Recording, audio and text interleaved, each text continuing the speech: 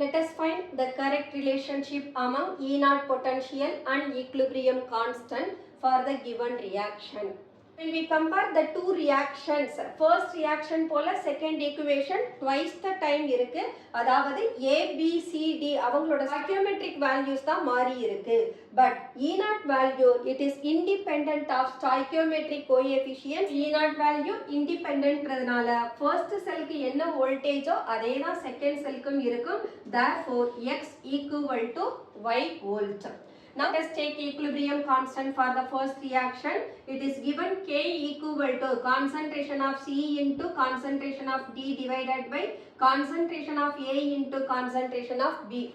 A2 equal to the product of concentration of products எடுக்கணும். So C square into D square divided by product of concentration of reactants. We can rewrite K2 value that becomes எல்லா டேர்முக்குமே square இருக்கு. அப்ப இந்த எக்ஸ்பிரஷனோட whole ஸ்கொயரா நாம எடுத்துக்கலாம்.